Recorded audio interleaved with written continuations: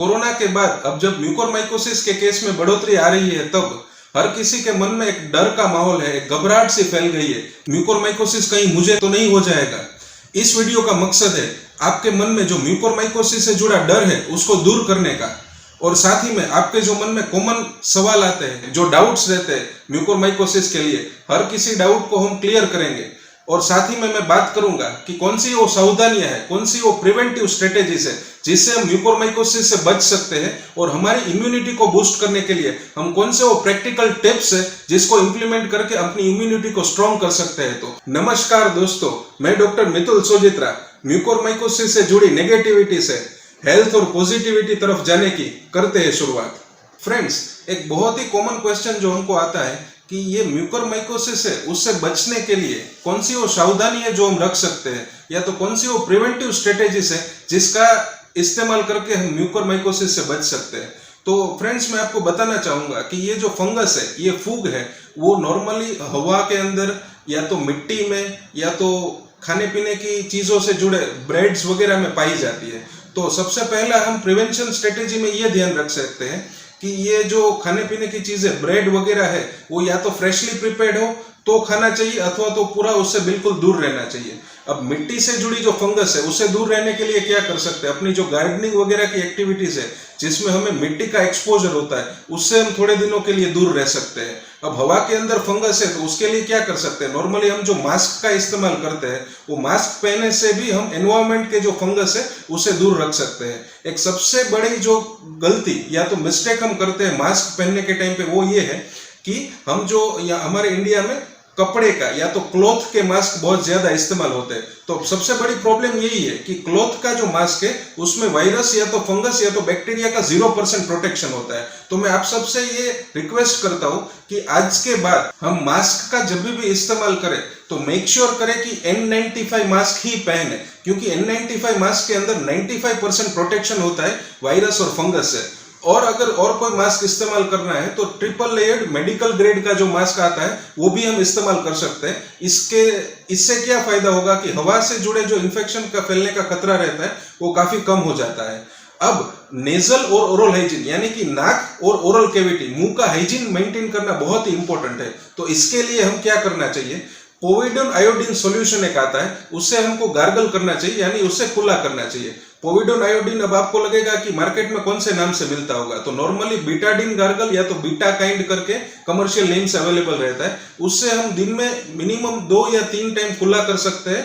और नाक के अंदर हाइजीन मेंटेन करने के लिए उसके नाक के नोस्ट्रिल्स के अंदर हम एक ड्रॉप पोविडोन आयोडीन का डाल सकते हैं। उससे हमारा नेजल और ओरल हाइजीन दोनों ठीक रहेगा। अब बात करेंगे एक सबसे इंपॉर्टेंट क्वेश्चन की, जो हर किसी के दिमाग में रहता है कि मोटा मोटी ये तो समझ में आ गया कि अगर इम्यूनिटी स्ट्रांग है तो म्यूकोरमाइकोसिस होने का खतरा नहीं है, लेकिन सवाल ये आता है कि अब इम्यूनिटी को बूस्ट करने के लिए या तो इम्यूनिटी को स्ट्रांग करने के लिए हम क्या कर सकते हैं। तो इसमें मैं बताना चाहूंगा कि बहुत बेसिक टिप्स, बहुत प्रैक्टिकली इंप्लीमेंटेबल चीजें जो आप कर सकते हैं अपने घर पे बैठे, कि जो अपनी इम्यूनिटी को स्ट्रांग रख पाएंगे।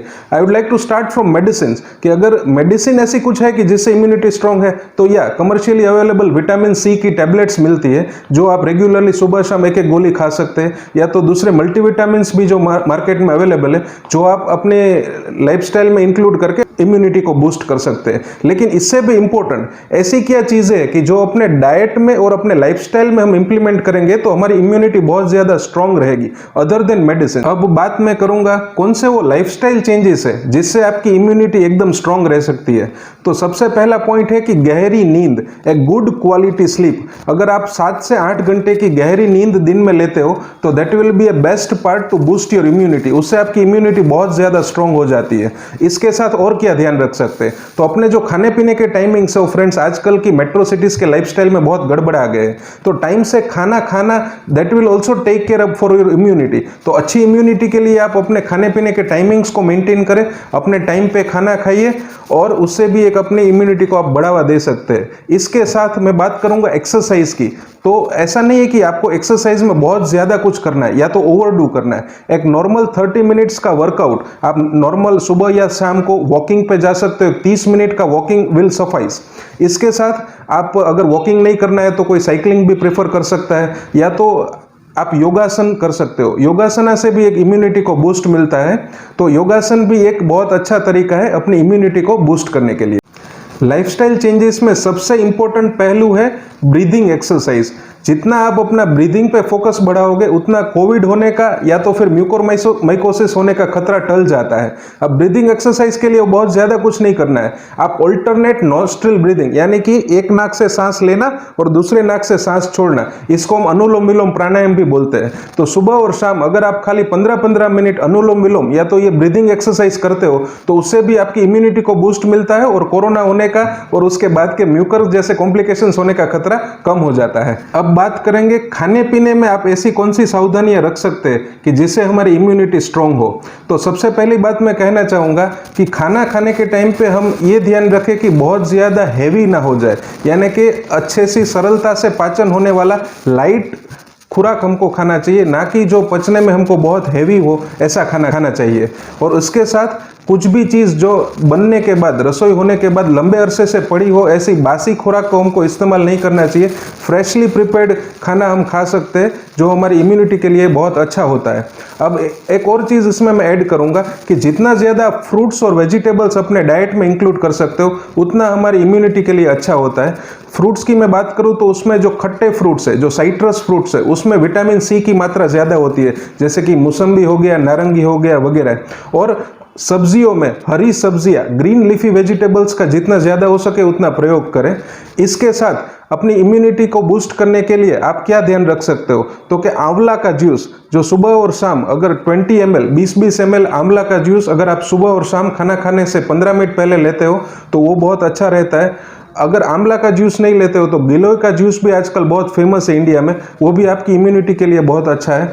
और एक चीज़ यहाँ पे मैं ऐड करूँगा कि हल्दी वाला दूध यानी कि टर्मरिक मिल्क जो इम्यूनिटी के लिए तो अच्छा है ही है, और हल्दी एक बहुत अच्छी एक एंटीबायोटिक मानी जाती है, तो हल्दी के दूध का सेवन भी आप कर सकते हो। इसके साथ मैं और एक चीज़ यहाँ पे ऐड करूँगा कि खाना खाने के टाइम पे आप बहुत अच्छे से चबा के अगर खाना खाते हो तो आपके बॉडी को अच्छे से न्यूट्रिशन भी मिलता है और आपकी इम्यूनिटी भी स्ट्रांग होती है। तो खास खाना खाने के टाइम पे कोई भी हड़बड़ी में या तो जल्दी जल्दी में खाना ना खाए, अच्छे से चबा के खाए, जिससे आपकी बॉडी को और ज़्यादा सपोर्ट मिले। फ्रेंड्स, आजकल हमारी ओपीडी में कॉमन क्वेश्चन देखते हैं कि सर मुझे कोविड हुआ था थोड़े दिन पहले और अभी मेरे को निचले के दांत में झंझनाहट सी महसूस होती है, तो क्या मुझे म्यूकोरमाइकोसिस है? तो फ्रेंड्स, मैं बहुत क्लियरली बताना चाहूँगा कि म्यूकोरमाइकोसिस के लक्षण में कहीं पे भी नीचे के दांतों में झंझनाहट ऐसा कुछ नहीं होता है। और अब बात करेंगे कौन से वो कॉमन लक्षण है कि जिससे आपको आगाह करते हैं कि आपको म्यूकोरमाइकोसिस होने की पॉसिबिलिटी है। तो बात करूँगा कि सबसे पहले जो ये फंगस है वो नाक के माध्यम से फैलती है, तो नाक का बंद होना यानी कि नेजल ब्लॉकेज या तो नाक के अंदर से पानी का आना, वो एक लक्षण है म्यूकोरमाइकोसिस का। अब जब फंगस है वो नाक के बाद साइनस में जाके यानी कि जो नाक के बाजू का जो एरिया है उसमें जाके फैलती है, तो फेस के ऊपर सूजन आ जाना या तो साइनस के भाग में दर्द होना या तो फिर हेडेक यानी कि सिर दर्द होना, अगर ये सब आपको महसूस हो रहा है तो कहीं ना कहीं वो इशारा करते हैं कि आपको म्यूकोरमाइकोसिस हो सकता है।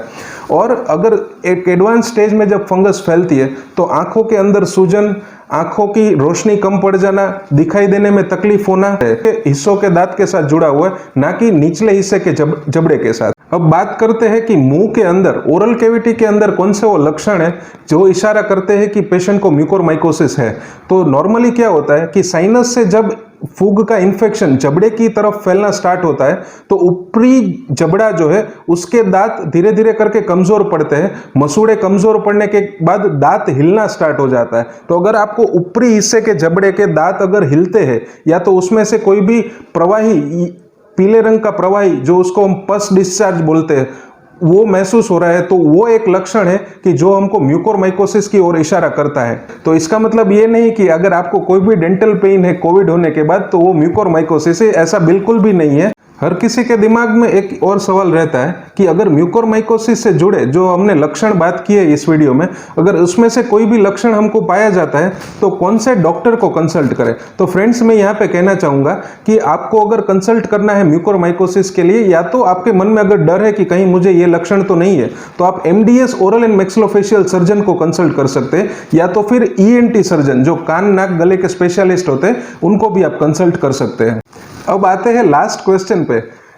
एक सवाल ये है कि हमने ये तो समझ लिया कि ये लक्षण क्या होते हैं या तो हमें ये होने का रिस्क नहीं है, लेकिन फिर भी कहीं ना कहीं मन में एक डर रहता है, ये एक चिंता का विषय रहता है कि हमको म्यूकोरमाइकोसिस होना चाहिए या तो उससे जुड़ी एक चिंता बनी रहती है। तो ये एंग्जाइटी और चिंता के लिए हम क्या कर सकते हैं? तो इसका बहुत ही सरल आंसर है कि आप मेडिटेशन कर सकते हो। मेडिटेशन से ये आपके जो एंग्जाइटी या तो डिप्रेशन या तो चिंता का माहौल है अपने आप में वो कहीं ना कहीं कम हो जाएगा और अपने आप को आप जल्दी से ठीक कर पाओगे। तो अब सवाल ये आता है कि meditation, we are not trained to do meditation, हमने मेडिटेशन का कोई प्रैक्टिस नहीं किया, तो हम क्या कर सकते हैं? एक नॉर्मल 3 या 4 टिप्स दे देता हूँ कि जिससे आप अच्छे से इजीली अपने आप को मेडिटेट कर सकते हैं, आप अच्छे से ध्यान कर सकते हैं। मेडिटेशन के लिए कुछ ज़्यादा हाईफाई नहीं करना है, अपने नॉर्मल में एक डीप रिलैक्सिंग म्यूजिक कुछ भी यूट्यूब से सर्च करो और वो बैकग्राउंड में प्ले करो। और आप क्या सकते हो, अपने आंख बंद करके अपने ब्रीदिंग पे फोकस करो और जो भी आपके मन में ख्यालात आ रहे हो वो अपने जो इमेजिनेशन से उसको फ्लो होने दो। आपके मन में जो भी विचार आ रहे हो उसको कंट्रोल ना करो, उसको आने दो और अपने आप एक रिलैक्सिंग स्टेट ऑफ माइंड में, एक मेडिटेशन में चले जाओगे। म्यूकोरमाइकोसिस के बारे में और डिटेल में जानने के लिए इस सीरीज की हमारी पहली वीडियो को आप जरूर देखें, जिसको आप लोगों ने बहुत सारा प्यार दिया है। इसका लिंक अपने डिस्क्रिप्शन में नीचे दिया हुआ है। अगर आपको म्यूकोरमाइकोसिस या तो ब्लैक फंगस के इन्फेक्शन के बारे में कोई भी डाउट हो तो नीचे कमेंट सेक्शन में कमेंट करके जरूर बताइए। और हेल्थ के रिलेटेड अपडेट्स पाते रहने के लिए आप ये चैनल को सब्सक्राइब अगर अभी तक नहीं किया है तो जरूर कीजिए। एक पॉजिटिव कोट से इस वीडियो का एंड करेंगे। Our mind is like a magnet, what we attract it becomes reality.